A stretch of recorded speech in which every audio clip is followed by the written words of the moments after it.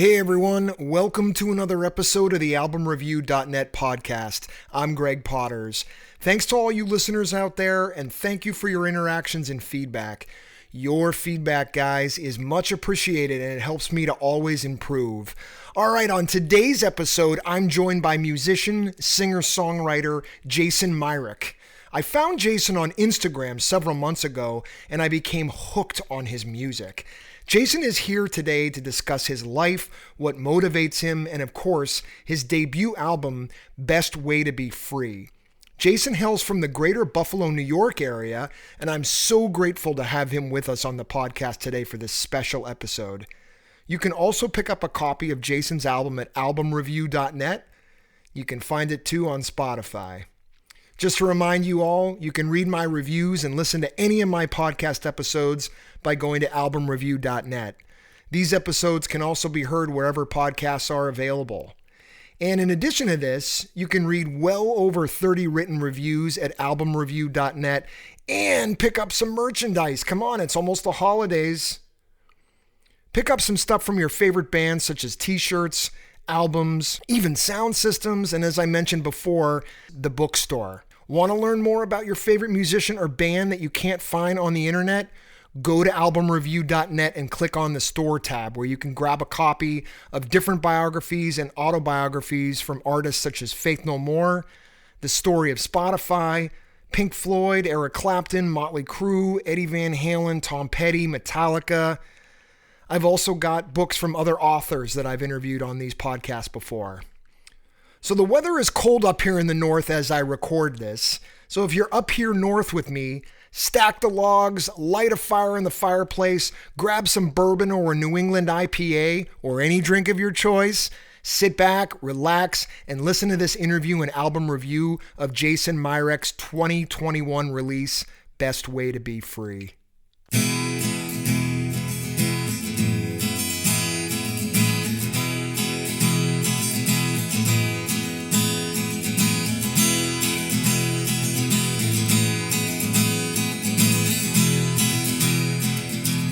So joining me today for this episode is singer-songwriter Jason Mirek. Jason, I am so pumped to have you here with us today, man. Jason hails from the Buffalo, New York area, and he's here to talk to me about a ton of stuff, including his debut album, Best Way to Be Free. So Jason, thanks so much for being on the albumreview.net podcast with us today, man. Well, thank you for having me. I'm very pleased to be invited on the show. I've listened to some of your other interviews and I'm really going to enjoy being on. Awesome, man. Well, we've got a lot to go into today. I want to talk in detail about Best Way to Be Free, which is your album. But before I get into that, you're recording a new album currently or working on something currently. Is that correct? Yeah, I'm just, we started in the beginning of November. We're kind of doing little chunks of studio time. So like last night I went in and recorded the third song for this record.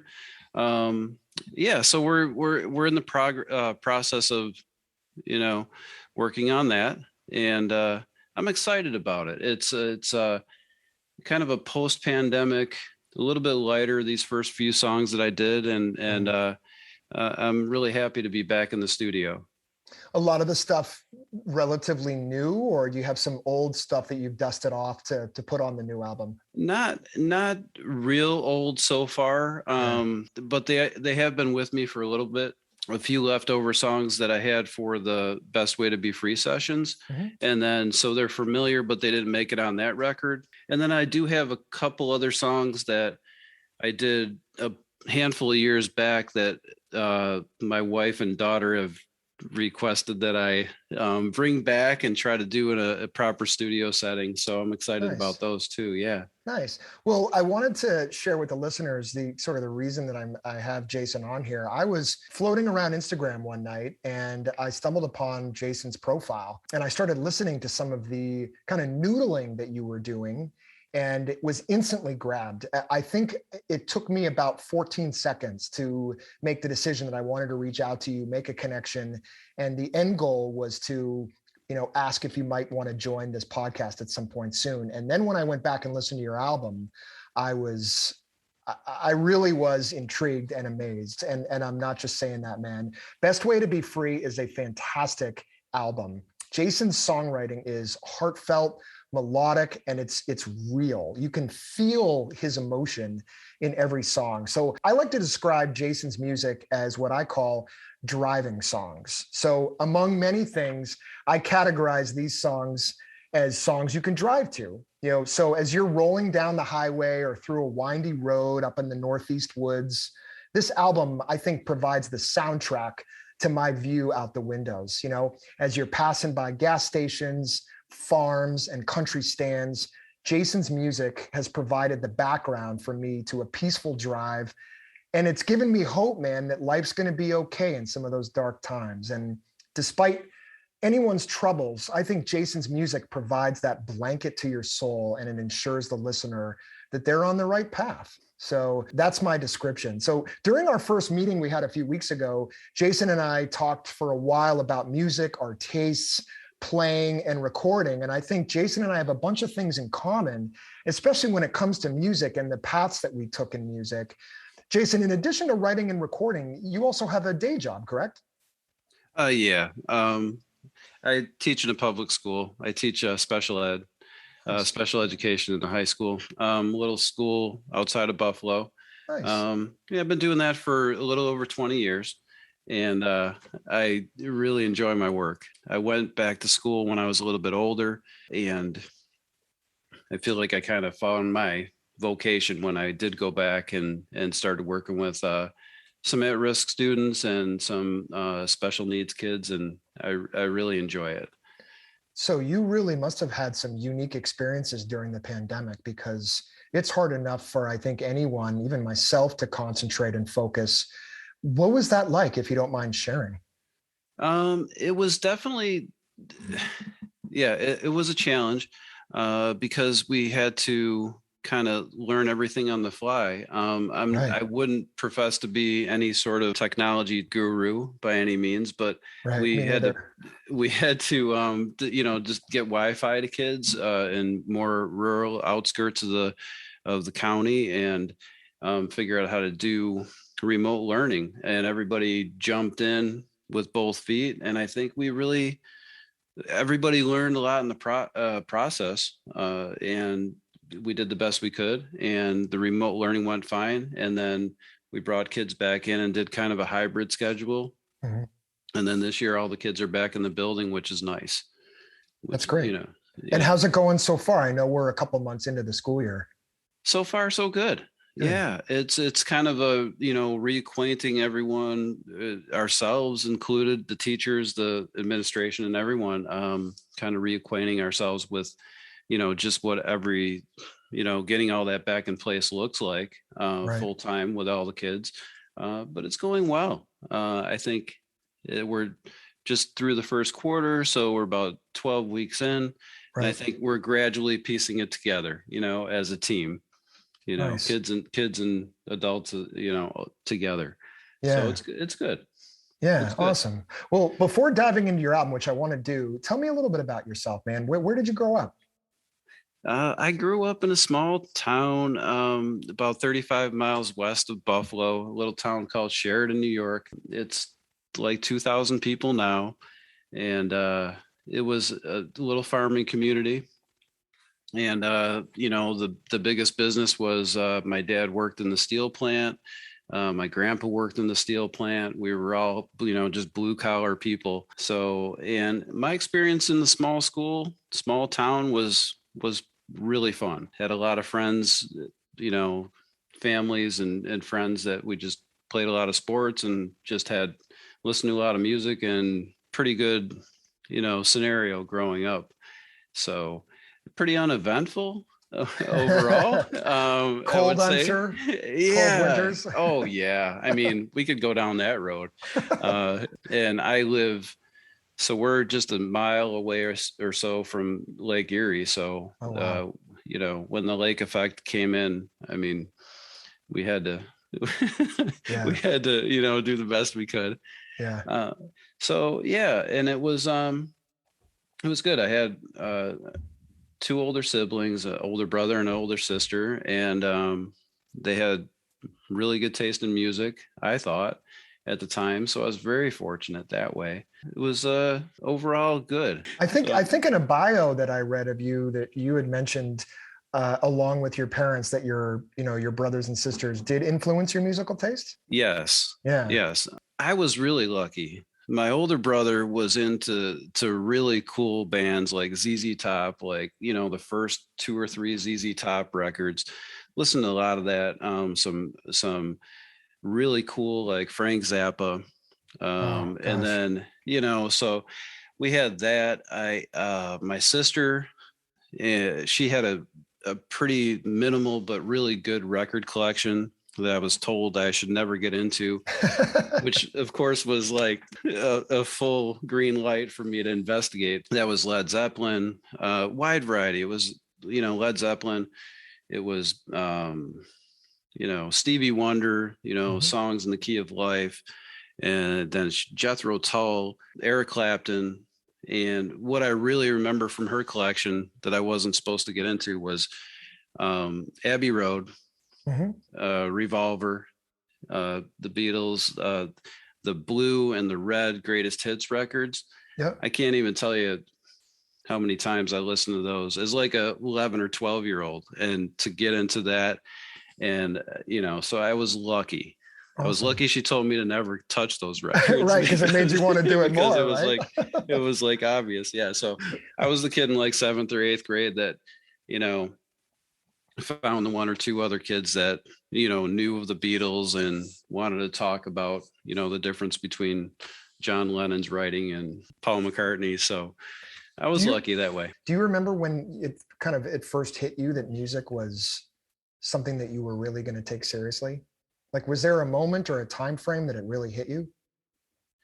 As far as playing it, it I think it more so I knew that I couldn't do without it. But as far as being a musician, it really never occurred to me until much later. Yeah. But I was from the very early time, I could tell you that I always wanted to have music on, and I just whatever was available, I wanted to listen to like constantly. It was my go-to over TV or video games or anything like Right. that. Right. So, but it was much later because we'll talk about this, I'm sure, later, but bought a guitar later when I was 17 or so. And I was not very good for quite some time. So it was like persistence.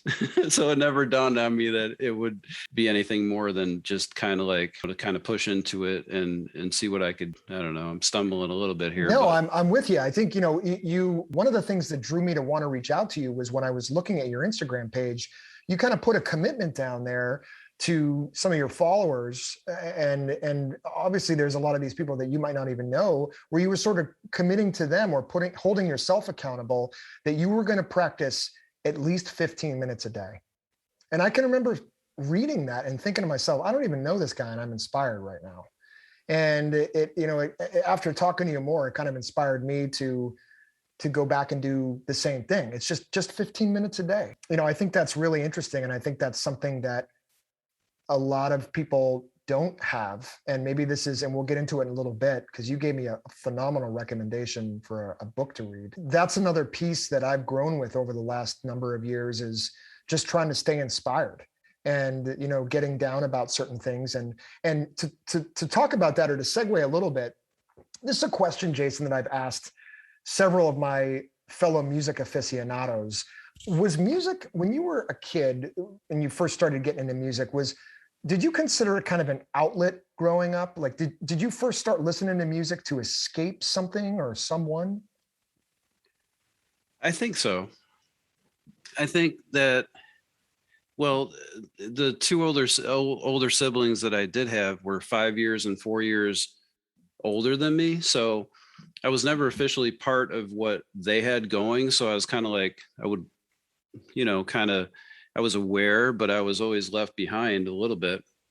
Right. And that gave me the opportunity to get into those records, and then kind of a latchkey kid. I don't know if that term makes sense now, but my mom worked nights. My dad worked, kind of whatever shift came up. and I was on my own a lot. So I don't know if it was necessarily like quote unquote escape, but it was definitely my thing. There was no other entertainment. Right. And I love music so much that it drew me in, and I always had that.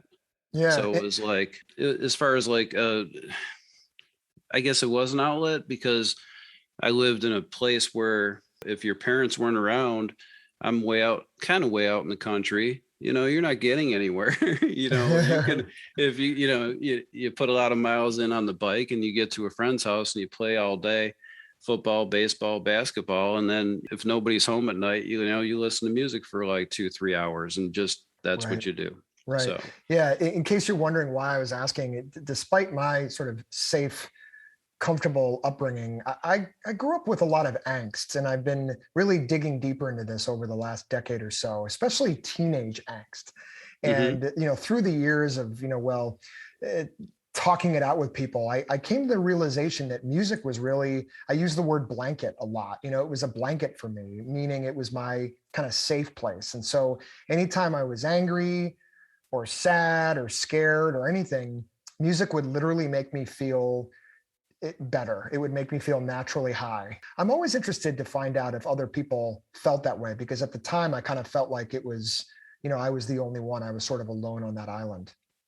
Yeah, no, I can definitely relate because my situation too, my older brother got a little bit, when he got a little bit older, things got a little rocky with him. He pushed the limits, we'll put it that way, in a conservative way. So Sure. things got, when things would get a little volatile, the music was a bit of an escape and an outlet. Yeah. So, but it was like, I always had different, there was all these genres, music to tap into for whatever mood I was in. It Right. was always music. It still is. Like I even tell the students that I work with, it's like, you, they want to, they have their earbuds in and they're always listening to music. And I'm like, I can totally relate. Like I love music. So, but it's always something different. Right. So I still have that today, but it was like that when I was younger too. Yeah. So I can relate with what you're saying because whatever the day brought, it was like I knew what I was going to go to if I was going to go kind of like go to my place and put the record on, you know what I mean? Yeah. Oh, I know So exactly what you mean. yeah. I've got to give you another shout out as well. I could tell immediately in our first meeting that you were a focused guy. And like any human being, we can get distracted, right? So in our first conversation, you recommended the book, The War of Art by Stephen Pressfield. And I read it and I thought it was incredibly motivating. And in fact, I noted it on a post and put it on my website for people to, go to the link and purchase. And I actually got a like from Stephen himself, which I thought was Awesome. really cool. I was That's cool. really cool. I was particularly drawn to the chapter, Jason, where Pressfield talks about not veering off the path and staying in line with your goals and the things that motivate you for your project, whatever your project is. So the minute that you start worrying about what the public wants is the minute you've lost. And I think I'm paraphrasing there, but hopefully, people get the idea. As much as I do pay attention to what the public wants, I'm also reminded of many of the successes in the world by people who were just folks that stuck to their guns. It's a tough nut to crack because I feel like you have to have a little bit of both, right? So did this book, Jason, influence you and motivate you to keep on writing? Yeah, actually, the Pressfield piece was something that I stumbled upon through another artist, and that's why I felt compelled to tell you about the book and other artists. Like I even have a couple other people at work that are writers, and they write poetry and they write songs, and a couple want to write books and novels and things like that. And I feel compelled to like point the book out just because it hit me right at the right time. And it might not make sense to everybody, but like just at the time I stumbled across it, it was the right time for me. And I was following up, I had gone to see a band called Lucero. Mm-hmm. I don't know if you're familiar. I No, love Lucero. Wonderful. I'll have to check them out. Yeah, they're super good. And they were playing a little bar in a little club in Pittsburgh. Mm-hmm. And a guy named Paul Luke was opening for him. And Paul Luke, I'd also really recommend taking a listen to. So it was like an unknown person to me. And I really liked his songwriting. Talked to him a little bit after the show. And then I read a couple things about him. In one of the interviews that he did, he mentioned the Pressfield book. And I'm like, okay, well, I'm the type of person when I'm like, oh, so I wanted to check it out. It really helped me just because it talks a lot about the difference between inspiration and kind of putting it. I had been up to that point, I had kind of worked songwriting like it had to be a specific time and a certain inspiration, which I think is super valid. And if that's the way you write, like 1000%, like do it. But for me, what resonated was if you have that one place to go and you sit there and you go to it every day, you're either going to write something that surprises you if you put the pen on the page, or you're going to kind of like write something that you needed to get out of your system because it's not that good. Right. So, you know what I mean? So it's like, totally. If you do that 30 days in a row, you're going to maybe have 26 things that are like, you're not going to want to like follow wholeheartedly down the path, but there might be 4 or 5 things that surprise you. And that's what really got me with Pressfield. So I set the bar really low with the 15 minutes, and it's really helped. So over time, and his whole idea is to build a body of work and to try to do something with consistency over time. And it could be, like I said, it doesn't have to be songwriting. It could be like have a friend who's trying to write a novel, and right. It's just the kind of like sitting and doing that in some sort of regimen. And then I started really digging into some of my other favorite songwriters, and it turns out, like guys like Jason Isbell and another short story writer that I really think a lot of, George Saunders, and some of these guys, even Jeff Tweedy. If you kind of look at it as like you're going to put your time in, something's going to happen. So it kind of flipped the script on how I approach things, and it's helped me. It's helped me a lot because these songs wouldn't be here if it wasn't for that. Just kind of like being in the spot. So if you take like a little kernel of an idea and then you sit with it for a little bit, it may turn into something. So well said. I don't know if I'm kind well of said. Went off on a tangent there, and there's so much to it. I think it's important to mention, and I wanted to bring it out and talk about it in this interview because I think that motivation is something that we all need from time to time. And it's not just something, this book for me is something that I'm going to read probably for the rest of my life. And because I need it every once in a while. Again, it's The War of Art by Steven Pressfield, and I'll talk about it more later. And I'll put a link up, another link up on my site, but it's just an incredibly motivating book. And I can't thank you enough for making the recommendation. So well, I'm glad you read it. I'm always looking for good things to read. I've tried to wean myself off of TV. Well, yeah, like I said, when I introduced it to you, and it's not going to be for everyone. It just hit me right at the right time because he talks a lot about resistance, quote unquote, and the things that kind of like knock you off your artistic path, and almost everything that he said applied to me. And, we'd like to think that we're invincible when we're writing and we don't get off track, but when you really kind of put it in the right context, it's like it doesn't take much to get in our way, and it's usually not anything major. It's something that we encounter that we put the roadblocks in front of ourselves because somebody else thinks something or whatever. So yeah, I don't know. So I don't want to go too far into it. No, I'm with you. I think it's really important. It's to quote Tom Petty, some things I worry about never happen anyway. That's 100% right. And so, this book was just, I think it can help anybody, even if you're not necessarily creative, if you're trying to start something, whether it's a new diet or a new exercise regime or whatever, I think that he uses the word resistance, and I look at it in a whole different way now. So, all right, on to your album. So Okay. Best way to be free. I'm gonna get you to do a lot of talking about yourself. So just be aware, Jason. All right. Okay. Your lyrics, your intentions, and even the sound quality in this album, it's just exceptional. I think the lyrics, as I said earlier, the lyrics are very honest, and I can tell you're really pouring your heart out here. You worked with a producer on this album. Am I pronouncing his name right? Ken Rutkowski? Rutkowski, yeah. Ken Rutkowski. Yeah. How did you originally find Ken? Ken is a guy that I knew way back when I was in high school. He was a year behind me. Oh, nice. And both graduated a bunch of years ago. I won't say how many years, but I was aware that he was a super talented musician in high school, and that he went on to Fredonia State, which is right in our backyard here. Wonderful music school. And that I kind of knew that he went on to produce, set up the studio and produce a lot of different acts out in the Buffalo area.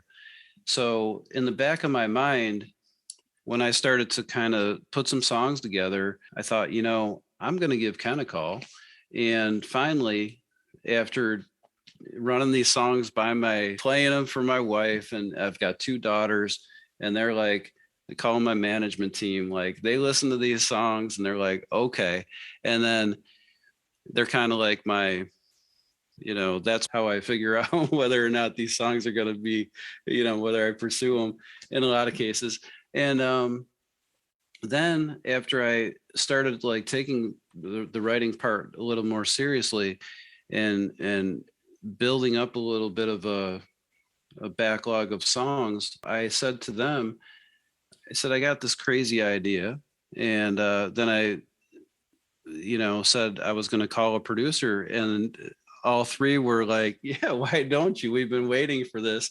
So they were super supportive. Yeah, I called Ken, and immediately we kind of like hit it off again after a long time of not talking at all. Yeah. He said, come on in.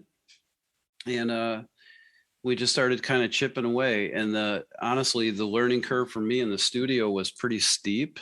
I don't know if that's the right way to say it, but because I'm kind of a campfire drummer guy, I like to sing my own songs, and but it's like little get-togethers and things like that. So it was very undisciplined.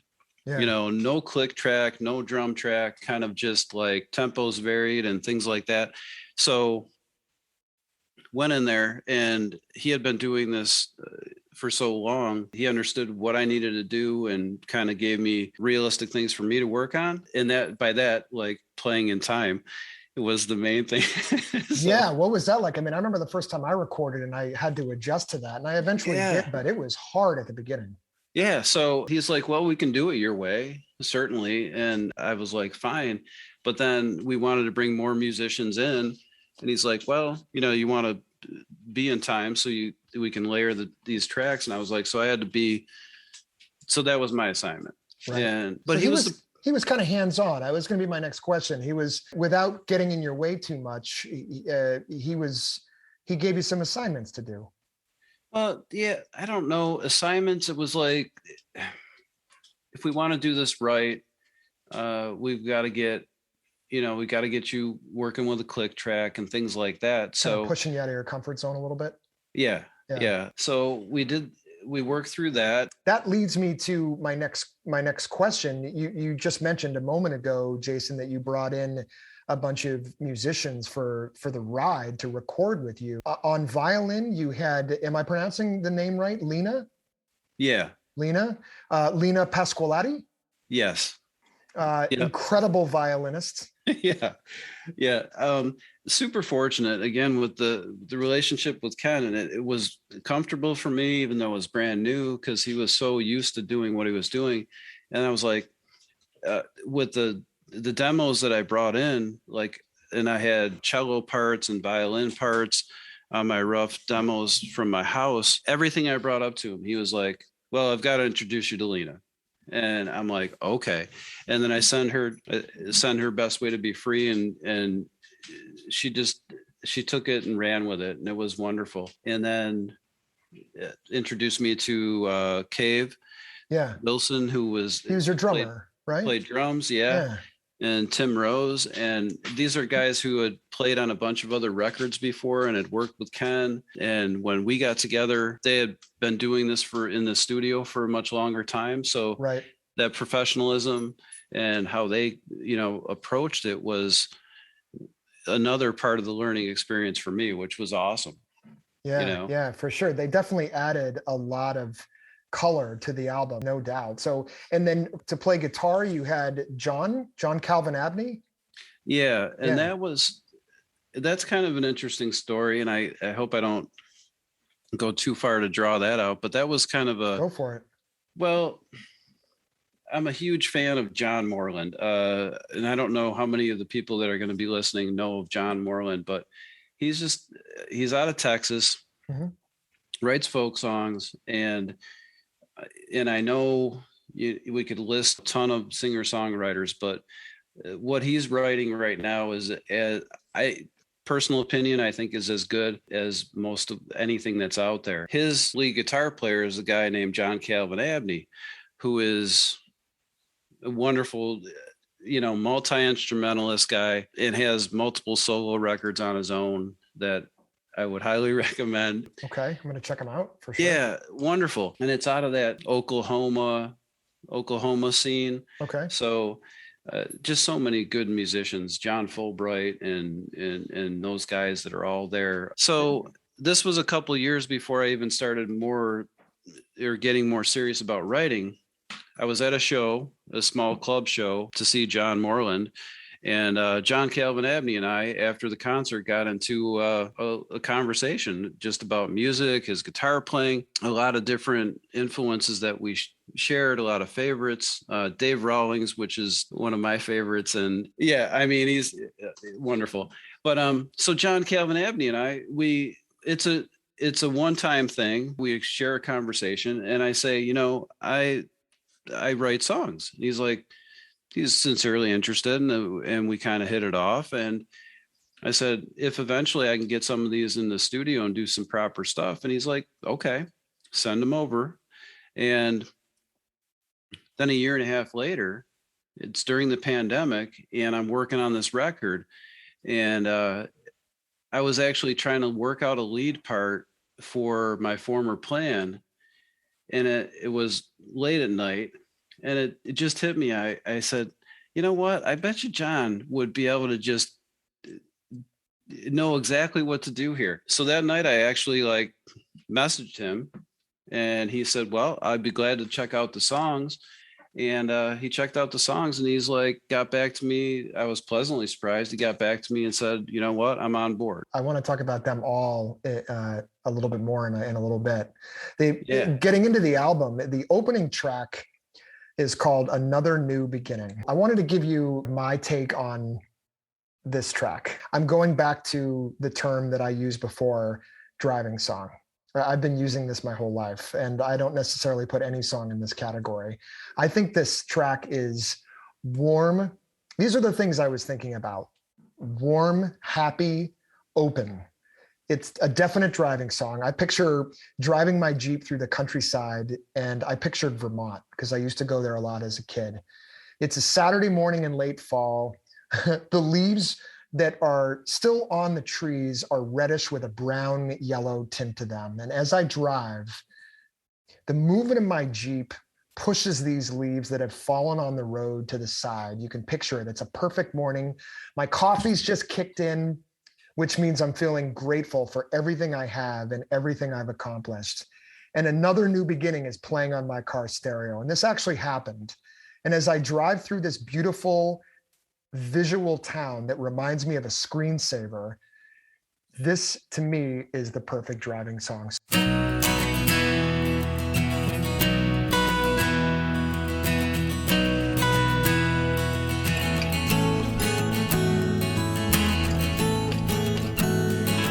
You can't always have what you're so sure you want.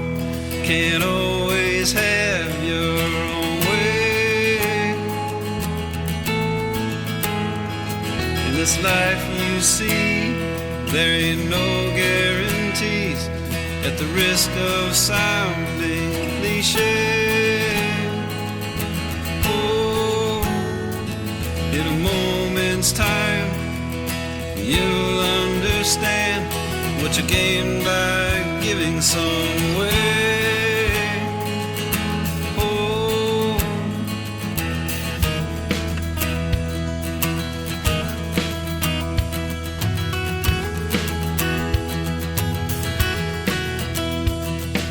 another new beginning awaits your resolve.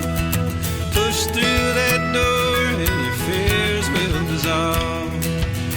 Brand new beginning, brand new day. Could you talk to me a little bit, Jason, about what the origin of this song was? Well, thank you so much. I mean, I love this, the Oh, there's more coming. There's more. I really appreciate that. Another new beginning. That one started as just a riff, guitar, just kind of an acoustic, open, ringing riff. So the music on that one definitely came first and sat with me for a long time.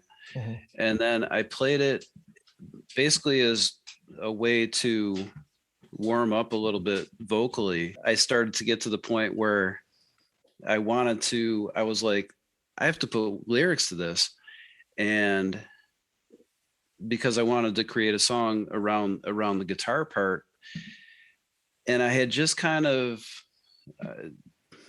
I'd been through some things, and I don't honestly know where those lyrics came from. It's just, I was kind of, I think the overarching theme for that point in time was I really kind of wanted to reinvent or go through a bit of a renaissance. I kind of wanted to like create something musically and have something and build on something. And that's just what ended up kind of coming out. But again, it was just a writing session that, you know, I just had that track, the musical part on a loop, and that's what ended up coming out. And it kind of like capsulized how I felt. And I thought it was a good first track for the record. It's one of my daughter's favorites, so nice. It worked out well. And it kind of does have a little bit of a driving thing to it. It's without thinking, it was not premeditated. It was just another new beginning, a way to resolve. It all seems a little simplistic, but which sometimes are the best songs, right? I think a lot of musicians say, you know, I worked on, sorry to interrupt you, but I think you know, you're making a great point. And I agree with you as a songwriter. A lot of times I've been working on certain songs still to this day for years and years and years. And sometimes the best songs just sort of flow out of you, or they just drop out of you. And you're not necessarily sure what exactly they're about. Some are very intentional and they're about this person, or at least some of my songs are. This is about this person during this time frame. But some of them are they just kind of flow out of you. And many times those are some of the best, right? So yeah. And I felt good about it. It kind of, I mean, that one, if any of the people that are listening do listen to it, it became kind of the mantra for calling the producer and doing any of this. So nice. You know, just that's kind of your door opener. Yeah, you know, because I had a lot of reservations, and I'm a pretty quiet person overall. So to talk about myself or the songs is not something that I don't know if I'll ever be all that comfortable with. But this one is like kind of, if I do this as the first song, it reminds me that I should probably try to, you know, push myself outside my comfort zone. I think that's why I'm kind of drawn to you, Jason, because I was never so much a huge fan of the kind of glitz and glam. And I really got into, as I got to high school, the musicians that I remember going to see a concert and the artist just stared at the floor the whole time. But whenever he would open up his mouth and sing, it was just amazing. And then when the song was over or the show was over, he'd just kind of quietly go, thank you. And, you know, and turn around and walk away. And I love that. And I remember leaving that show and friends of mine going, I wish that band was a little bit more, interesting. And I thought, Okay. oh man, no, because it's about the music. That interests me more. And when I go see a musician, especially when I talk to musicians who might be a little reluctant to talk about themselves, don't ever lose that. I think that's a good thing. So Thank you. Track 2, Jason, I feel like track 2, With Me, is the title. It kind of has a country feel to it. At 2 minutes and 42 seconds, your second song, With Me, it gets right to the point. No, I take it back. The song doesn't have a country feel to it. This is a country song. Am I right? Yeah, I would say. Yeah. Yeah. Where did this one come from? Oh boy. Well, this one is, I kind of had sketched out, this came from a poem and I wrote it probably on a break at work or something. You're kind of putting, I like it because you're sort of putting different genres. I was trying to explain to some friends of mine, what genre you are. And I was like, oh, he's probably not going to like this. But I was like, you know what? I can't necessarily put it into one. So a lot of times I just go back to some musicians I know, say, use the title Americana. Yeah. I go back to kind of singer-songwriter, and I feel like every time I say that, people know what I mean. But I like the fact that this was a little bit of a mix. It was a little bit different. There's something great about a singer-songwriter that has a feel and it has sort of the same type of formula. But in many ways, I really admire singer-songwriters who write different kinds of songs. And I went to college in the South. I'm born and raised up here in the Boston area, but I went to college in the South. And I really grew in my years down there to really respect country music a lot more. And we're talking more like the kind of old school stuff. I didn't as much get into the glitzy and glammy Garth Brooks type of stuff. No offense to any of you fans out there, but yeah. So this song, With Me, it drew me in as well. And I really dug the fact that you were sort of putting something in a little bit different there.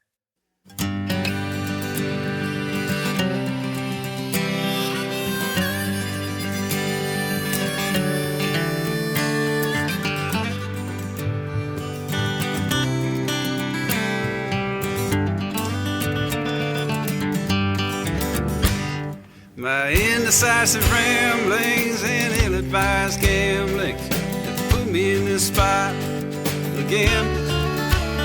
Log of fortune deal will sit and watch as we stare blindly at the clock, doing nothing of consequence or remains. Inspired by a vision, but plagued by indecision. Most things I've started sit and wait for me to come back. Yeah.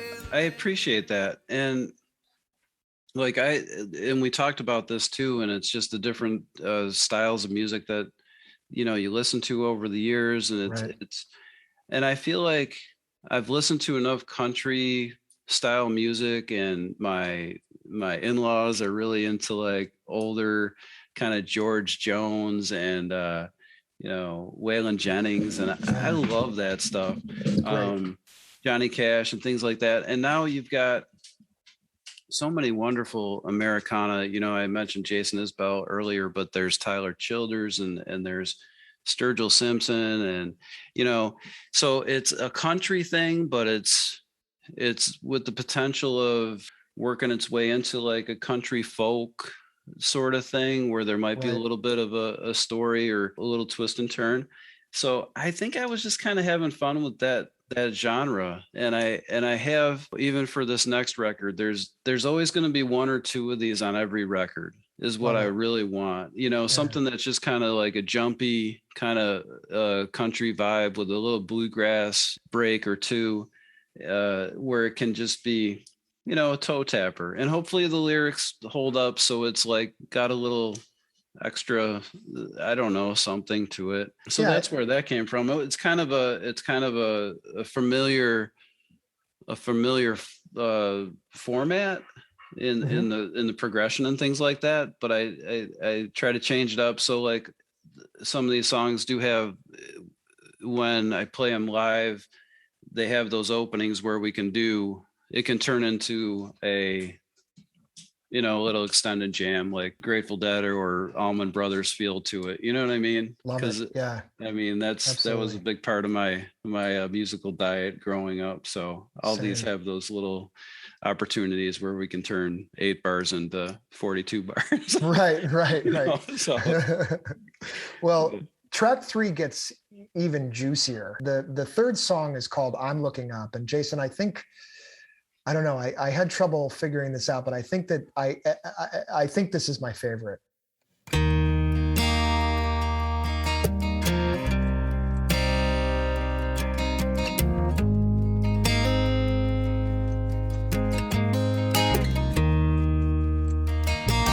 I'm powering up all my special forces, all my lost and found resources that will save this day. I'm calling up all my long lost losses, all my wit at all cost causes that will help me make it through. I've been looking all around for what I've lost, won't stop until it's found. And I pray today will be the day, oh,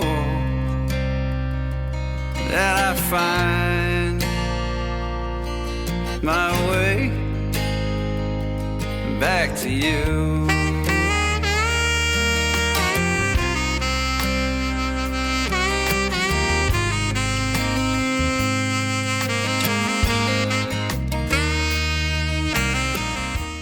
It's heartful, and the saxophone that breaks in after the first chorus gives me a bit of an 80s vibe. And, don't be mistaken, I dig it. I've been looking, I'm going to quote you here. I've been looking all around for what I've lost, won't stop until it's found. And I pray today will be the day, oh, love that part, that I find my way back to you. And then the sax comes in and it takes you to that next verse. And I think this is just a gorgeous ballad. Now that's Ken, your producer, on the sax, correct? It is. Yeah. Was it his idea to add that instrument in, or did you kind of plan that all along? Well, the way that ended up happening, and this is the beauty of having a guy like Ken in the studio, on my little Logic Pro setup in my space here, I bought the little MIDI keyboard with the 25 keys, and then you have access to all these instruments. And I did have the break arranged and it was kind of in place, but I had a clarinet part that I had played on the keyboard, and I said to Ken, I have a clarinet part here, and he's like, well, I don't play clarinet, but I can grab my saxophone. Wow. And I was like, cool. So, and we didn't even listen to the original demo. I kind of like hummed a little bit of the melody that I had the clarinet part worked out, and he's like, okay, cool. But in that first part, and then he kind of like, we had like a 5-minute back and forth. Yeah. So 3 takes later, this is what we had. And it was, like I said, I just very lucky. Beautiful. So I have to give a shout out to Ken on that, because, he's been able to, everything I try to explain from a non-technical standpoint, he's like interpreting and then figuring out a way to translate it into very highly developed technical, like music theory type stuff. And a good producer. It's been cool. But no, I love that part, that song. And I do appreciate you saying the words are so kind. It's like, but that is the one that people tend to gravitate to. And at first, when I played that for the immediate, kind of like my wife and my daughters and a couple close friends, the saxophone took them a little off guard. But then after you realize that it is a folk song and you're expecting a harmonica or you're expecting a guitar part, I mean, so it seemed like people do like it, and then I started to listen to it, and then I'm just happy that we have that there, because, after a couple listens, then you're like waiting for Ken's saxophone part to come in. It'd be a different song without it, right? I hearkened back to, and I was like, I wonder if Jason was thinking this. I hearkened back to when I recorded my first demo, and this was 20 years ago. And I remember I wrote a piece just on acoustic guitar with my vocals, and then I left for the evening, and I let my producer just kind of play with it for a little while. I came back the next day, and he had put some simple keyboard in the background, and it gave the song so much body. And I wasn't expecting him to do this. I figured he was just going to be there clicking buttons going, okay, go. I paid him to give me his insight and also to do a little bit of additions where he thought they might be necessary. And I just remember the feeling when I heard that. He said, I hope you're okay with this, Greg. And I was like, are you kidding me? So I was like, I wonder if, I was picturing you in a room and Ken's like, hey, let me know what you think about this. And then you hear the sound of a space bar being clicked, being tapped, and then boom, the song comes up. And I'm like, I wonder if Jason's face was like, oh my God, I love this. No, yeah, it was similar to that, because there's a separate room in the studio where the piano and a couple brass instruments were. He came out and started like noodling around on this saxophone, and I'm like, okay, this is definitely going to work. But then, I didn't know that just a few attempts later, we were going to be like really zeroing in on like what he ended up coming up with. It was honestly super good.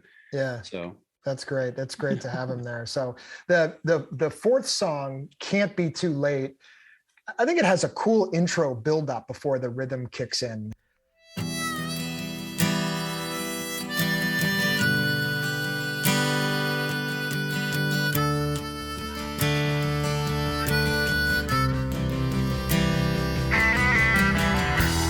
All these years, all this preparation, can't be too late, can't be too late.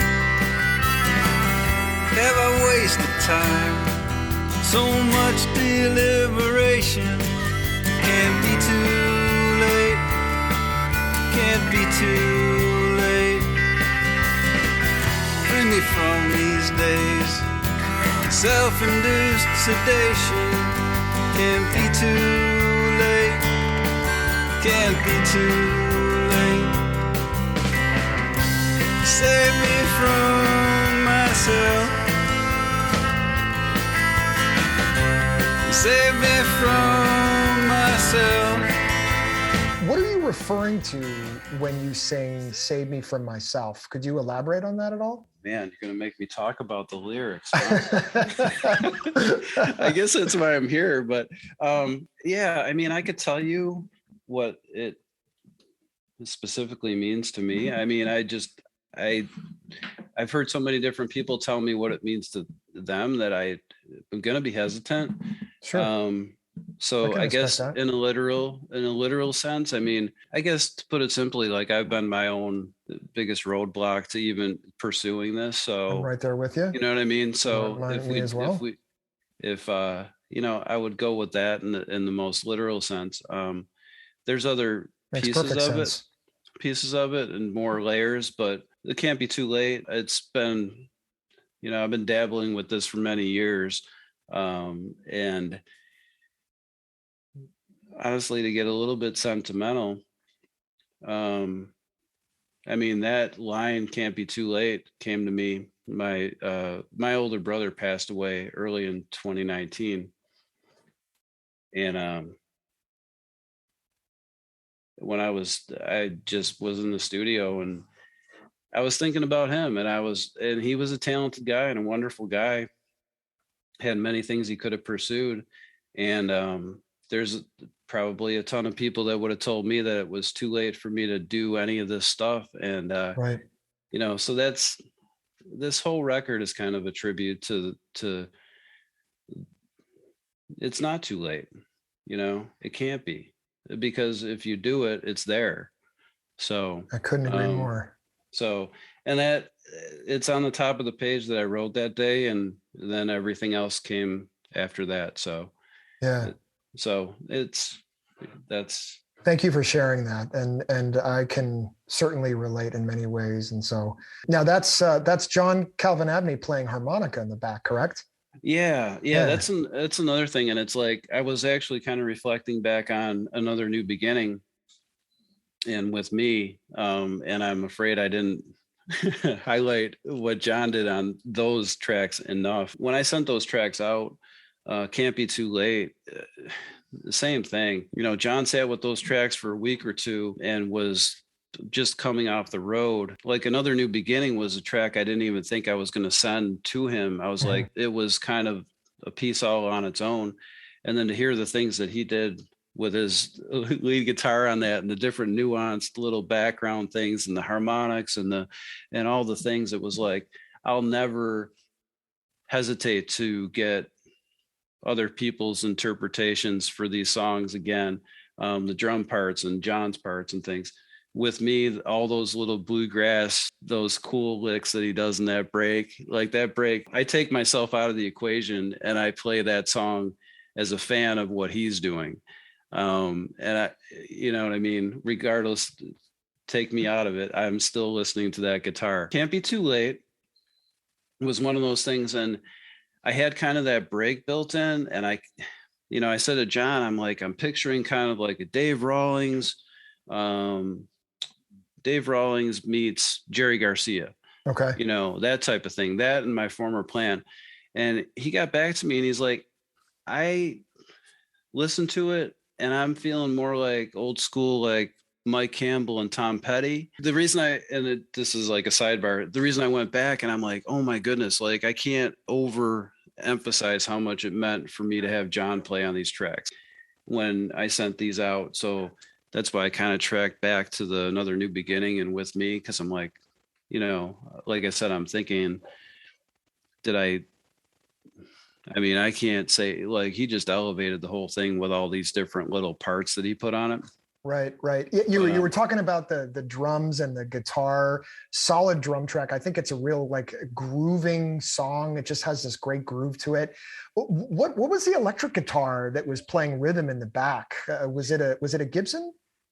Well, this on Can't Be Too Late, it was so John got back to me and he was like, no, I'm hearing more like a old kind of Tom Petty, Mike Campbell thing. Yeah. And then he's like, he gets back to me and he's like, I'm hoping you're okay with this, but I cranked up the Fender Princeton reverb with a vintage Telecaster. I was just sitting there trying to figure it out. I have this obsession sometimes. I'm like, what guitar is this? And I don't want to, cheat and try to find out, or look it up or whatever. I'm always like, no, I'm gonna get this. Yeah. Yeah, no. And he said that it was, just kind of that old kind of, 15-watt tube amp, just put all the way to the top in a Telecaster. So he put that arpeggiated, like playing through the chords through the Telecaster on the track. And I was like, okay, all right. So that really like put the foundation there for it. And when he sent it back, he didn't have anything in the solo breaks. And I was like, And then I went in and did the little, in the two solo breaks, I kind of had something in my head, and what I did on the initial home studio thing, I did in the studio with Ken. So, and that was just a Stratocaster and me trying to like, I'm not a lead guitar player, but that was what, kind of a simple pattern that I had worked up. So now, was there a lap stop? Now, was there a lap steel going in this one as well? Did I hear that correctly? That one, I think he used a lap steel on My Former Plan. Okay. But on this one, he did the Telecaster. Okay. And then he did the harmonica parts. Yeah. And and I had a very simple harmonica part built into this in the home studio demo. But then his harmonica playing is quite really good, quite a bit more advanced than what I had. So yeah, I was super pleased with it. Awesome. Yeah, we got kind of like and that's again with this record, and I think the next one and all the ones to come, there'll be something that's kind of like I guess would be a tribute to like a Neil Young and Crazy Horse, like Tom Petty. I definitely got that. Yeah. Some of the people that I grew up, that some of my favorites for sure. I mean, have you seen the Tom Petty documentary that just came out on YouTube? The making of the Wildflowers? Yeah. Yeah. I didn't watch the whole thing, but I haven't seen the whole thing either. It's a couple hours long, but maybe over the Thanksgiving holiday, I'll probably finish it. And then the Beatles one is dropping on, listen to me using the word dropping now. I hate that. The Beatles one is coming out on Thanksgiving Day. And that's going to be, I'm so excited about that. But yeah, you mentioned Tom Petty. I don't want to dive too far down a rabbit hole, but he's up there with one of my favorites. To this day, I have to admit, it's actually hard for me to listen to Tom because I just get bummed. That was a death that it was more than a day of, oh, that's a shame. I really dug his music. Like I feel it. Petty's music was just it's been with me my whole life. And I can remember going to one of his concerts when I was a little kid and being like, this guy doesn't have a bad song. And so I mention all this because first you said it, but also I hear a lot of the Petty influences and Neil Young influences. And I think that's what, draws me to it as well. So, well, moving on to some of your other tunes, I want to get to as many of these, well, all of these really. The album's title track, Best Way to Be Free. This is the album's 5th track, and at 5 minutes and 5 seconds long, this is the album's longest. And one could maybe argue that this is my favorite one. It's kind of a country driving song to me. Again, I'm using driving over and over, but it really has that feel. You've got that beautiful acoustic groove with it's a country lap steel going on softly in the back, right, Jason? That one Am I not hearing a lap steel every time, or is it somebody just playing a really, really great guitar that sounds like it? That's John playing lead guitar on, I think it's like a vintage Martin, Wow. And him playing his acoustic guitar. I think this song is exceptional. I mean it. Talk to me about the architecture of the song. Like, how did you build it? Oh boy, this one was. I had been in the studio for a few times, and starting to get my feet underneath me a little bit, and I really wanted to bring this song in. But I also knew that the arrangement was, I knew it was a 5-minute song that I wanted to have, cellos and violins and things like that, and a long, extended break. And I even told Ken when I went in, I'm like, this is where we're really gonna stretch our limits a little bit. And I guess that with this, when this one came along, it just was kind of a ballad. And I remember when I got done writing it, I said, boy, that's like a lullaby. It's kind of a ballad meets lullaby type of thing. And then the words kind of came out, it was a pandemic, kind of looking at what was going on and so on. But then I played it for my daughters, and they really liked it. Seems like everyone loves hearing about the latest conspiracy. I'd be lying if I said it didn't include me. I'm kinda sad to see this drama define our history, but I really can't judge unless I start working on me.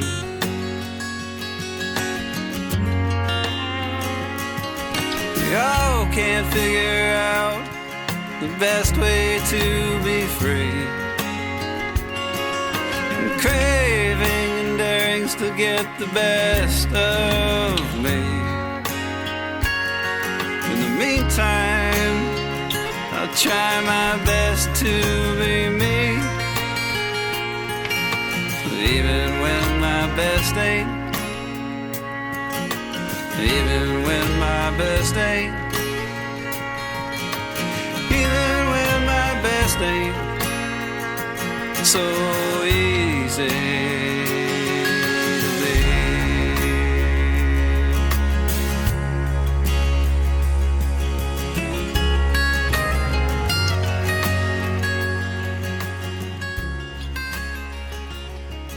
The cello is just like, what brought you, was that partly your idea? Did Ken bring that up? Or like the cello is just such a great addition? Well, thank you. When I got that MIDI keyboard and realized that I had access to all these instruments, this one I really went.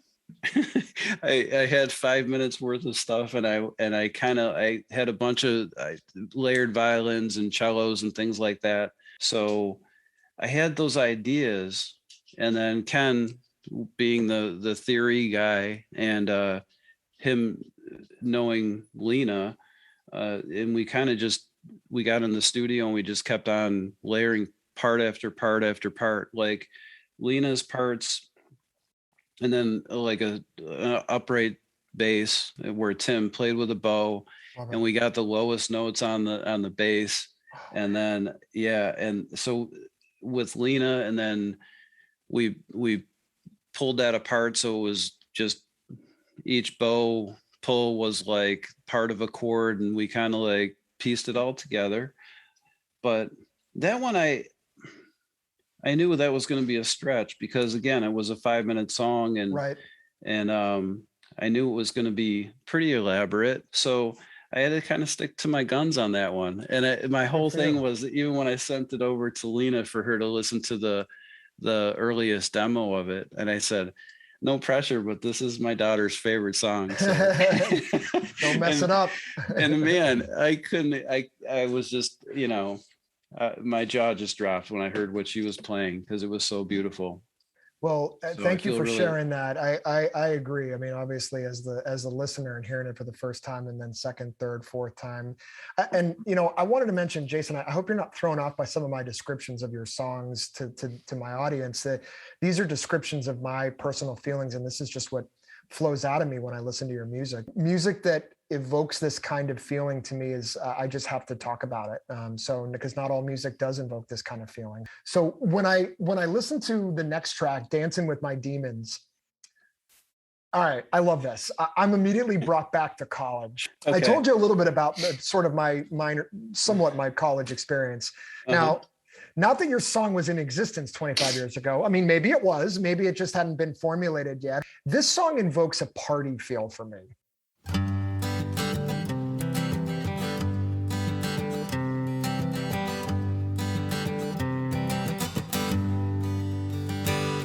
He said there was a time I thought I had it all figured out.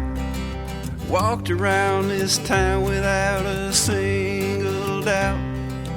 Gonna make a difference for certain someday. Thought, oh, it won't be long, I'll be on my way. Then one day the hands on the clock just up and stopped moving.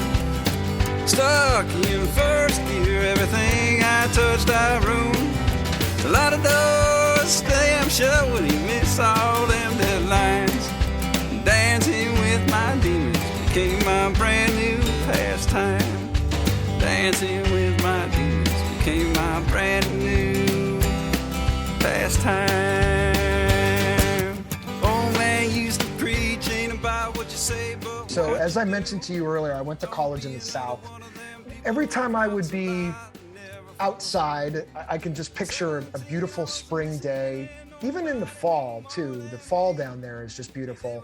There was almost always music playing. And what made me really fall in love with Roanoke, Virginia was every time I went to a party my freshman year, amazing music would be playing in the background. And I found myself many times seeking out the host of the party to ask him or her, like, hey, what's going on your stereo right here? Could you tell me? Half the time I got a, who the hell are you, walk away response. And other times it was like, oh, hey, yeah, come sit down. Let's, sure. Let me share. And then usually I'd wake up the next morning and go right to the record store and get it. So, there obviously wasn't any Spotify or Amazon back then, but Dancing with My Demons just has that party groove to me. This song, and don't take this the wrong way about the other songs, this song just makes me feel really happy. I know the lyrics may not necessarily promote sunny times all the time, but the groove just makes me want to, it makes me want to just throw a party in my backyard, Jason. So I can't wait to do that again and influence people to approach me. One of my favorite things in the world is when I quietly put something on and don't say a word to anybody and just kind of go about my business, and then slowly watch people come up to me and going, hey, who is this? So I can't wait for the future when people are going to be tapping me on the shoulder in my backyard going, hey, this some Dancing Demons song. What is this? Who is this? This is good. Thank you. Yeah. So I appreciate that. Dancing with My Demons became my new, so this is from your song. Dancing with My Demons became my new pastime. So can you share with me what you meant by this? Well, I mean, I wrote it in third person because I started out by saying he said. There was a time when I thought I had everything figured out. Right. Right. So it is about someone else, but honestly, this was a little bit of a prompt. Yeah, it was a little bit of a prompt from, I have a friend who's trying to write a novel, and I guess he and I were talking about some songs that were a little bit more abstract. And he kind of challenged me to write a little something that was a little more autobiographical. And this, I guess, probably is one that is the closest to that. I did think I had it all figured out. And I feel like it's a bit universal, because I feel like we all feel like that when we're 17. Totally. And then I did go out to the real world, and I managed to get everything wrong for like quite a long time. So call it like a character building decade. So that's what your 20s are. Yeah. Exactly what your 20s are. And looking back, yeah. So it's just a fun kind of play on that. So is it in the third? Did you say you did write it in the third person, or is it more autobiographical, the first person? Well, between you and I, it starts off with me trying to deflect any of this as being part of actually the stuff that I did. But yeah, sure. So did you, when you say like, Dancing with My Demons became my new pastime, are you talking about reverting back to something that you knew was hurting you? And I ask that, and answer this if you want. If you don't, you mentioned the phrase chemical crutch in the song, which got my attention right away. Can we assume that you're not talking about Frosted Flakes, Jason? Yeah. Yeah. And I mean, and this song actually, like if I went back to the notebook, there's probably another, I don't know how many other verses, maybe 8 or 10, but maybe they were a little bit more revealing. But yeah, my upbringing, there was a lot of relations and things like that had certain things going on, and I can't say I was completely sheltered from that. Sure. So yeah, but it was more beer drinking and doing things like that. But I would say, yeah, kind of. But maybe a little metaphorical as well. Like, chemical crutch could also mean, going back to what you were saying earlier about how sometimes, and I'm paraphrasing here, I'm not using your exact words, but you were your own worst enemy. I know I have been for my entire life my own worst enemy. I'm my biggest critic. So perhaps, and I looked at that as well, and I was like, wow. And it's great. I'm sitting there at the table listening to this, and I'm going through it again and again, and I'm like, oh, chemical crutch, he probably means something specific. But then I'm like, no, maybe it's metaphorical. And again, you don't have to answer this, but I think it's cool for the listener. It's like, maybe it's metaphorical, and chemical crutch could be anything. And I know for me, a crutch, like I was saying earlier, is, a lot of times I'm my own biggest enemy. Even if I succeed at something, I'm constantly, and I've got to throw this in there. I'm constantly, the Bill Belichickian kind of like, yeah, we played okay. Bill, what do you mean you played okay? You beat them 79-0. Yeah, well, yeah, we got some areas to improve, but overall we played okay.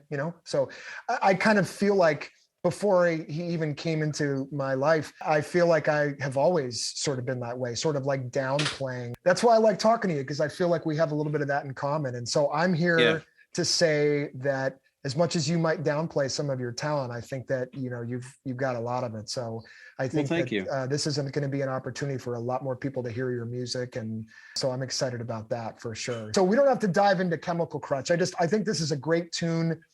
It definitely takes the listener on a little bit of a different direction from the previous songs. But like I said earlier, that's what good albums do, man.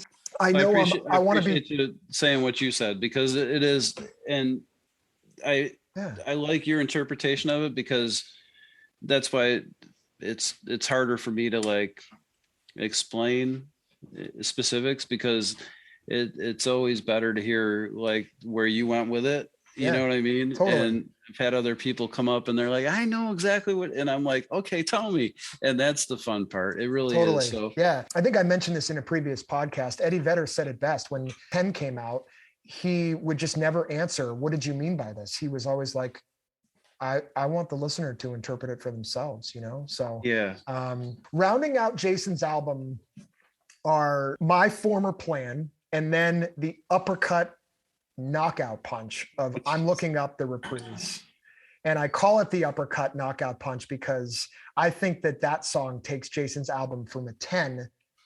Have you ever seen Spinal Tap to an 11? But going back to My Former Plan, the bass line gives me a little bit of a 90s vibe. That's just kind of what I got from it, which is not a bad thing. I'm a big fan of music, all music from the 90s, even hip hop stuff. I love the hip hop from the 90s. In your song, the keyboard really sprinkles hints of, I think, Pink Floyd's Rick Wright. The acoustic guitar comes in with kind of a picking style that takes you on a journey, almost a little bluesy. Yeah. And then Jason, your vocals come in and they really complement the track so nicely. I think this song really, it rides that mellow cloud the whole way through with the bass and the keys, really keeping that engine running behind everything else.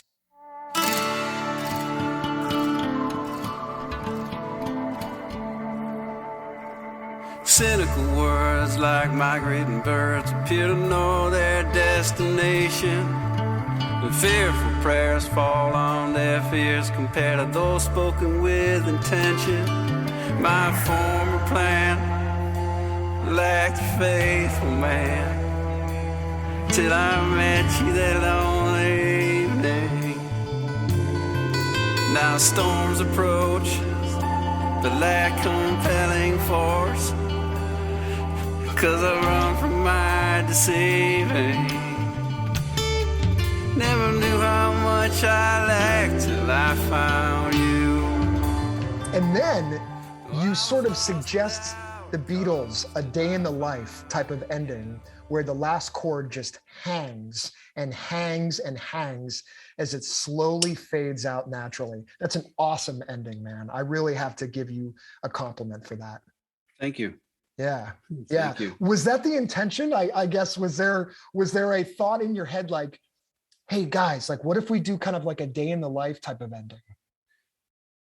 I think this one kind of like took a bit of a different life of its own, because it was initially just kind of a simple song in like a drop D tuning, which I love. You could never go wrong with a drop D tuning. No, yeah. It's so it kind of, once John got the track and he felt inspired to put that lap steel on there, and he was doing that, and then he's like, I'm also hearing like a Hammond B3. We wanted, or put a Rhodes on there. Even in one of the little write-ups on social media, I was just like, every once in a while there's a track that you just like, you go to mix it and you just decide to leave everything in. Right. Like there was nothing we couldn't figure out what to bring or take out. So it's actually John Calvin Abney with the Rhodes, and then Ken played B3 on it, and that kind of, so it's kind of like a little no quarter kind of meets, whatever.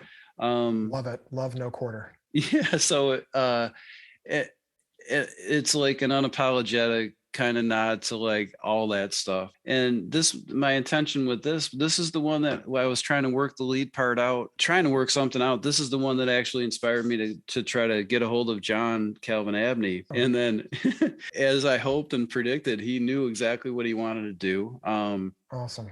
On this, and did a wonderful job. Again, I'm a huge Jerry Garcia fan, and like I keep going back to this, but it's like, if we want to change it up a little bit, 8 or 10 track record, there's always going to be one of these two, kind of a little bit of ambient kind of interplay, like an open jam. So this one would be the one that we could have a lot of fun with live. But it wasn't scripted to have that lap steel kind of just go off into the distance. But after we talked about it seemed like a good thing to do. So I'm glad you like it. Did really? I'm really glad you like it. The album's final track is a reprise to the third track, I'm Looking Up, except this is just piano.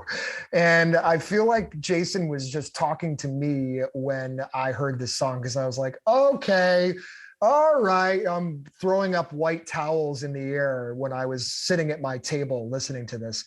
There's just such a magic behind a solo piano, Jason, that I can't explain. The power of a solo piano song, what it has on me, it's just dreamlike.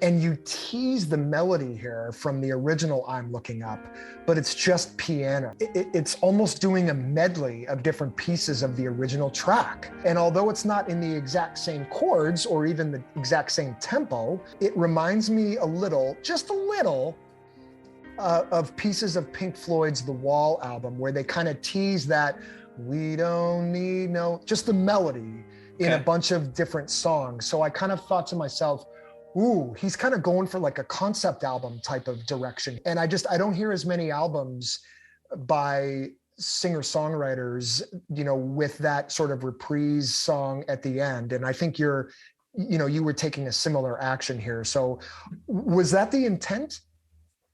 Well, first of all, thank you again. I mean, the fact that it was compelling enough for you to say what you said. I mean, that's awesome. I mean, all the way through with these descriptions, I'm very humbled. With this, the story behind this, I'm looking up and I have to make sure that I give John Calvin Abney like a ton of, if I haven't enough, but wow. Here's the thing. When I sent I'm Looking Up, the initial track with the vocal and everything, John had developed a bunch of different things, a bunch of different stems. And, when he sent, because we did this remote because it was a pandemic, and he sent these tracks back, and the guitar part, he didn't have guitar on I'm Looking Up because we had a saxophone break, but he had a piano part, upright piano. He said that's what he heard when he initially listened to the song. Really? Wow. Yeah. So what he had for I'm Looking Up was a piano piece that went the whole length of the song. And I listened to this piano, the stem of the track that he sent me with just the upright piano. And exactly what you described to me just now was exactly, I listened to this literally, I can't even tell you how many times. And I immediately thought like Richard Wright, Pink Floyd, Us and Them, the earliest. Pass the test. Okay. So it starts really percolating in my brain, and I'm like, this can't happen. I can't, because we couldn't use all the piano and I'm Looking Up. So I reached back out to John and I said, I'm either going to release this whole piano piece as a standalone. And then I told him, and as it turned out, Richard Wright was one of his favorite composers, one of his all-time most influential. And John's a trained classically trained pianist or piano player, I should say. Pianist. Yeah. So everything lined up. And I said, I got a crazy idea. He's like, what is it? I want to do a reprise. I want to feature the piano and we'll do strings almost like, and I heard you and Danny Horowitz talking about the Eagles, but I'm from that generation too. And when Wasted Time comes on or new, those reprise things, like in a classic sense, and we talked about it, and he said, you have to do it a certain way. And that John worked on that piece, that piano piece, and did the arrangement for the cello and the multiple violin parts. That's what came back. It was a crazy idea, but it wasn't so crazy because when I threw it out there, it was like instantly we knew that we wanted to go for it. So that's how that came about. That's kind of a long explanation, but no, not at all. It gives me a lot more insight. And for the listeners out there, you guys are going to be blown away. I mean, this is a top-notch album, and the production, the recording, the quality. If anything, the only thing that I didn't like is you made me more self-conscious about the stuff that I'm recording. So I went back and I'm like, all right, I have to up my quality now. So I mean, you put all the effort into it, and my guess is that you guys were working tirelessly for hours on this, and you really wanted to, without jeopardizing your creativity, you wanted to really make it the best that you could and put the best thing forward. And I can remember times where it was 2:00 in the morning and I was like, let's just move forward with this one. Well, we've done 10 takes. I'm good. So sometimes I have I shouldn't say sometimes, I do have a lot of respect for those who want to perfect it. And it sounds like you guys really, really did this. So wanted to move on to a couple other things before coming back to your album again, but I'm always interested in getting musicians' takes on this. What do you think about the quote unquote music industry these days, Jason? Oh boy, that's a big little bit question. Of a turn. Yeah.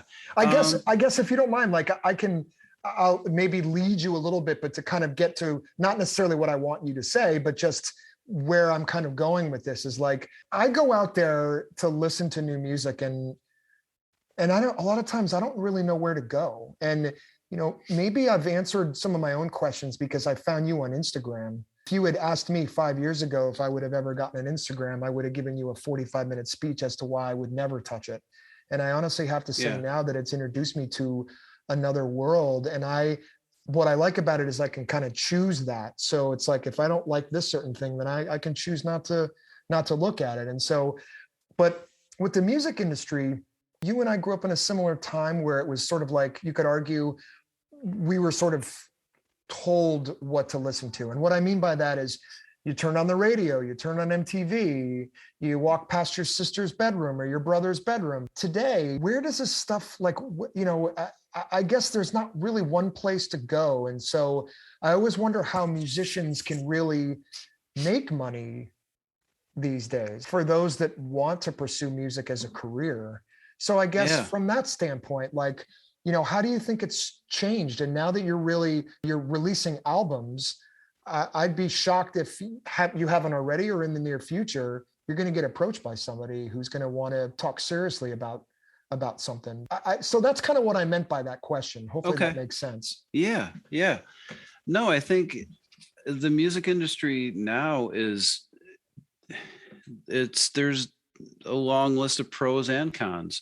And I think that you pointed out a good thing. If it's social media driven and there's people that think that there's only, that would be a con. But what I found out too, and I agree with you, even on Instagram, the type of people that... If you were putting a plan together... Oh, sorry, go ahead.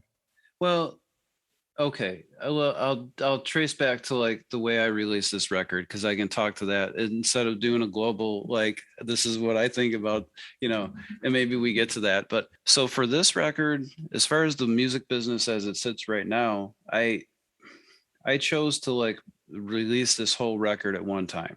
And if you read any of the, prior to the release, I hadn't done my fair share of YouTube tutorials and different blogs and things. So this isn't how you do it now. This is the way I did it is not the way to quote unquote do this. You're supposed to have a single, do a certain formula that's going to lead up to your New Music Friday playlist and so on with Spotify, and do everything to pitch it on Spotify. And there's so much that I need to learn. Unbelievable. There's like, if you do this right, this formula, you can get on these bigger playlists. Right. You can get on, the people that are doing the major influencing, almost like 2 generations ago, what a DJ would be.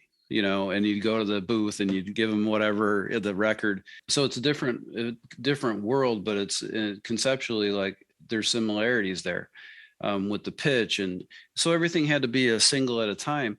And I couldn't do that. I had no footprint in the industry at all. There was no sightings of me ever.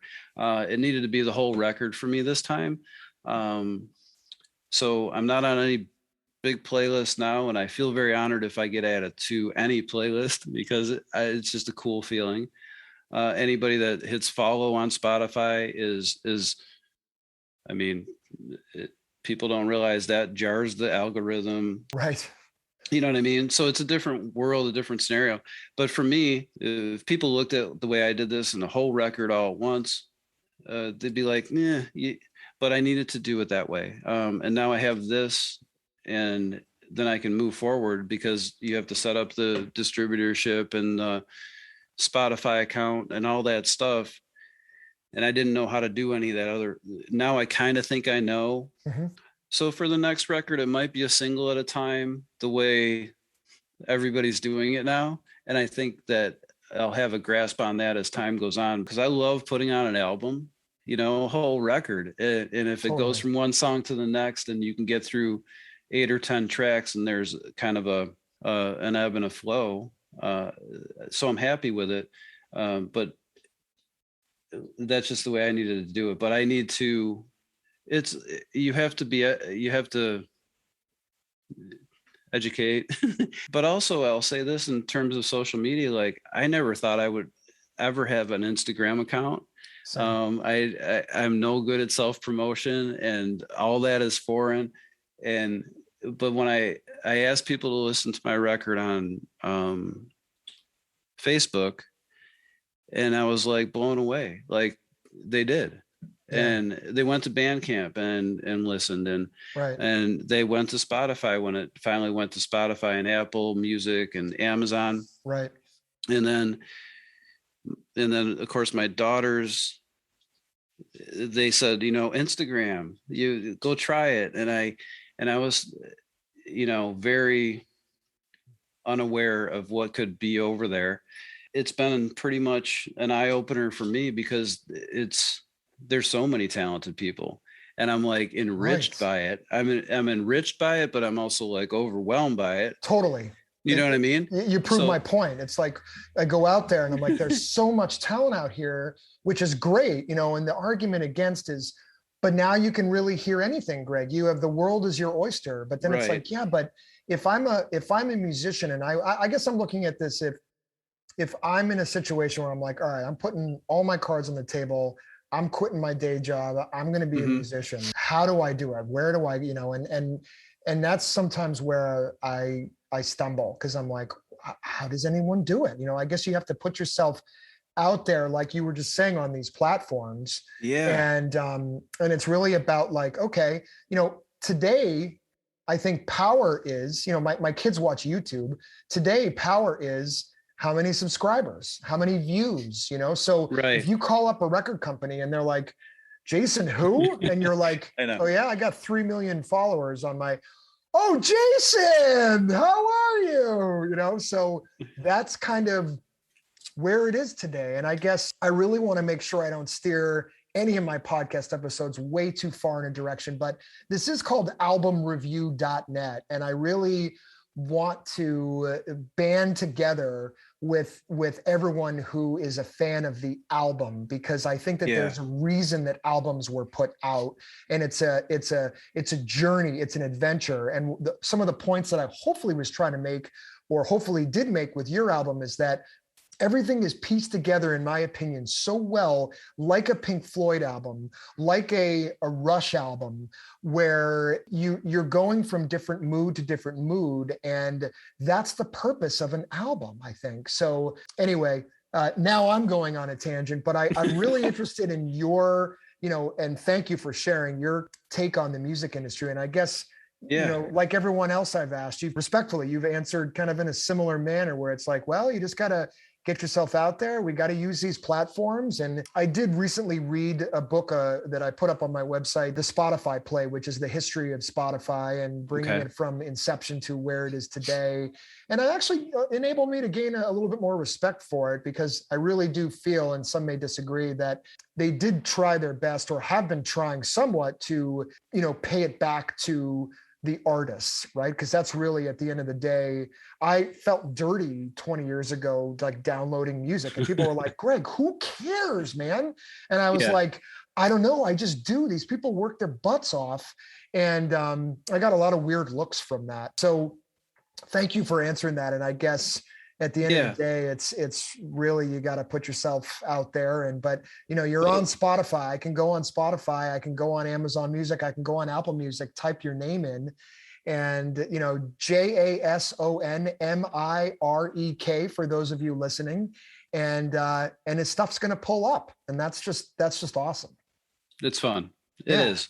Yeah. And for all what might be there, the drawbacks to the way it is, it's, there's dozens of artists that I would have never discovered, because I was a Pandora guy before I was ever, I think we all were, right? A Spotify guy. And it'd be like, hey, if you listen to, I could make a list of 50 people that I listen to, like, on almost constant rotation, that I may not have ever heard of had they not figured me out. The algorithms are incredible. Right. Yeah. So as a music lover, it's incredible. And there are so many wonderful people, musicians, talented. It makes me want to practice, makes me want to get better, and learn. And then, but every once in a while, I'll get, even on Instagram, somebody from England or Ireland. It will, side conversation will turn into like a potential collaboration. It doesn't happen that often, but then again, it's if you stay. Hopefully I'll stay consistent enough with it where I meet more people, and when we get some live stuff together, we have places to go where people, want to play music together. So that leads me into my next question. I know we're still kind of in pandemic times. Some may call it post-pandemic times, but are you, or have you already played some live shows? Are you planning on playing any live shows in support of the album? Or I guess, would you ever consider touring?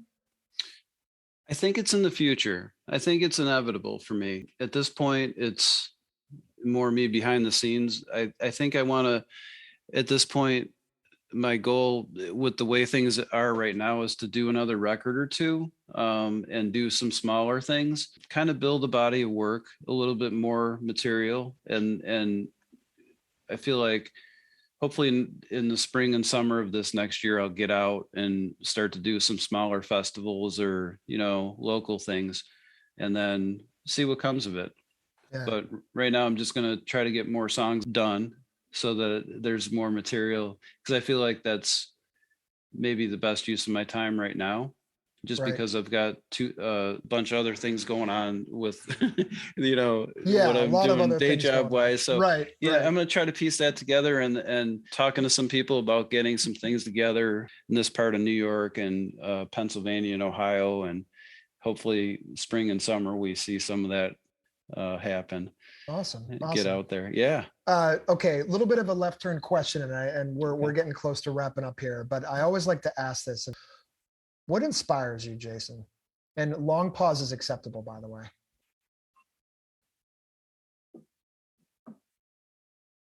Wow. I feel kind of like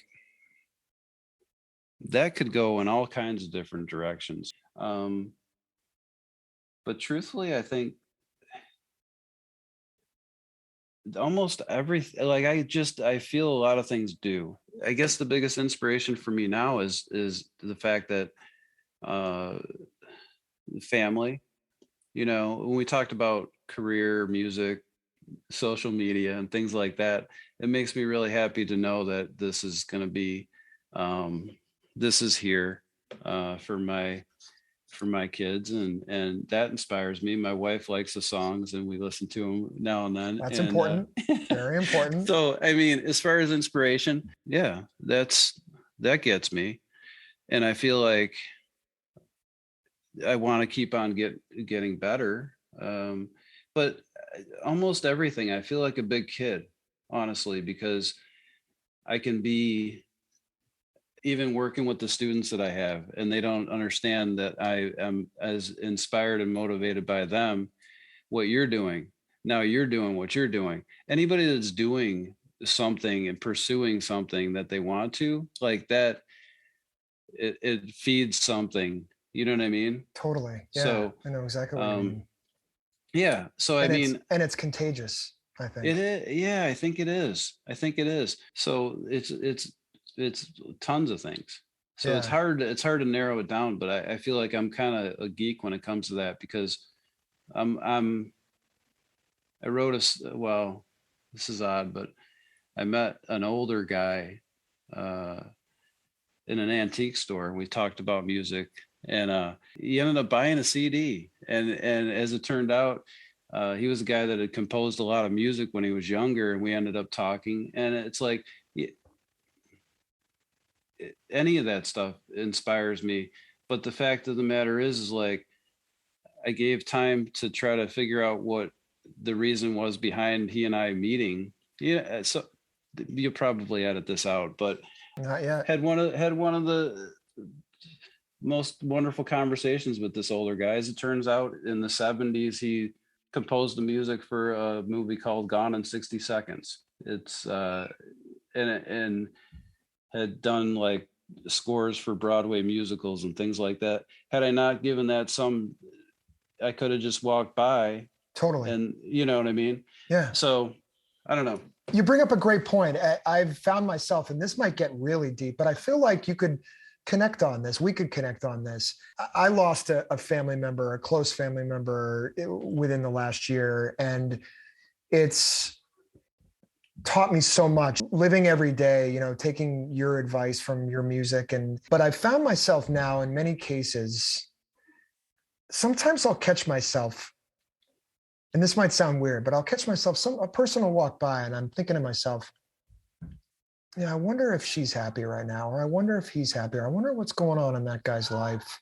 Right. I wonder if that guy would ever want to sit down with a glass of scotch and just talk, you know. And as we are coming up to the Thanksgiving Day holiday, I think the greatest thing for me about Thanksgiving is not only stuffing my face and listening to jazz records on my old school record player, but I love sitting around the table and just talking and listening to other people's life's experiences. And so you bring up an awesome point there, that here's this guy walking through an antique shop, and if you hadn't stopped and said something, you would have never known. I'm thankful for, you know, the day I stumbled upon your Instagram page and just started listening to some of your music. I could have easily just scrolled by and gone off finishing my coffee and my English muffin, but I was like, I'm going to reach out to this guy and just see what he says. I think if I'd been dancing with my demons, you know, the voices in my head who might have said, nah, he's not going to want to talk, you know. So, so I find that very inspirational, and I totally get your point. So, all right, before we end here, Jason, can you tell everyone, I think we mentioned a little bit before, but tell everybody where we can go to listen to Best Way to Be Free. Well, it's on all of those streaming platforms. Everywhere. So, isn't that a great place? Isn't that a great thing to say? Anywhere. Everywhere. Yeah. You can ask Alexa politely, or you can play on Amazon and Spotify. Actually, we're going to be working on a video soon, like a proper video, but the videos with just kind of the stock album cover are on YouTube, because a lot of people, you know, like YouTube, and I'm hoping that I can put some visual interpretations to some of the songs, but pretty much anywhere. And then Bandcamp, I have CDs if anybody listens to those. I've had a lot of people approach me. I have a truck that has a CD player, but not everybody does. So do I. I wouldn't. Yeah. So, but they're available, and there's downloads on Bandcamp as well. Awesome.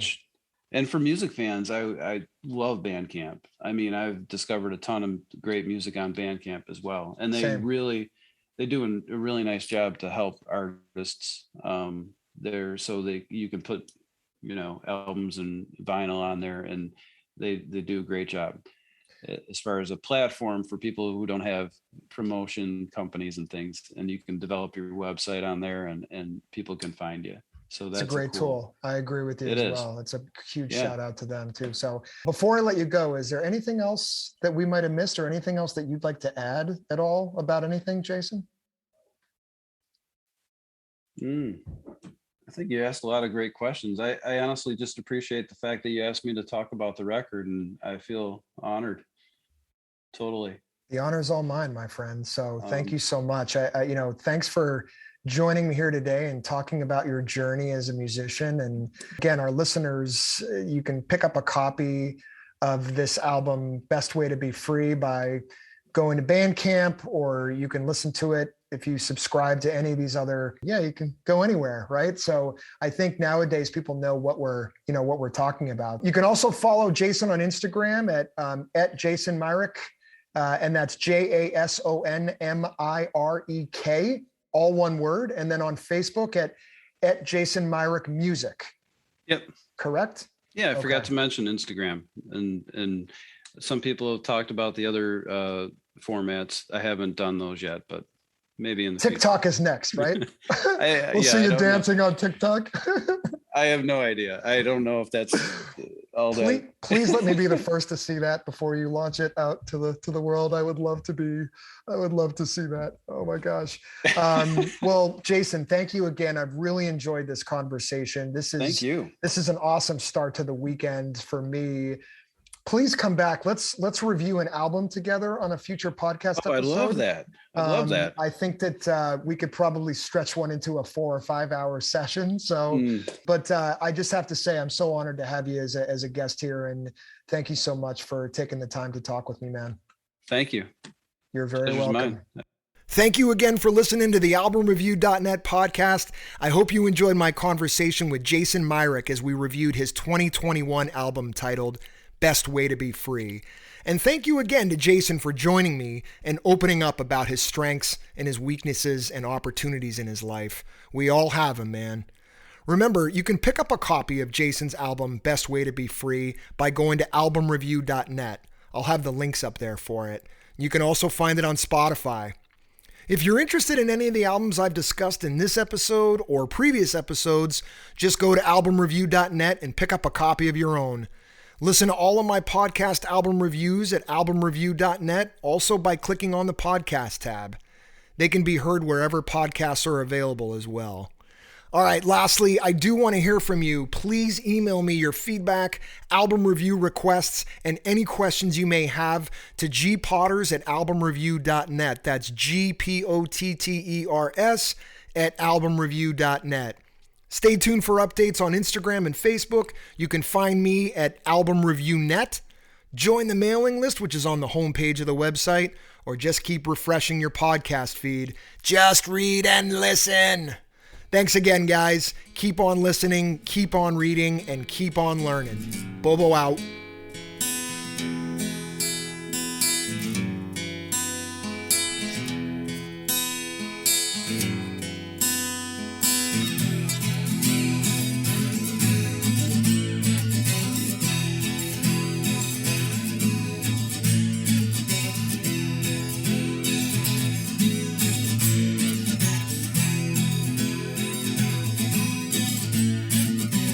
Take a trip down by the highway. Take a trip down by the highway. Take a trip down by the highway. Take a trip down by the highway. Take a trip down by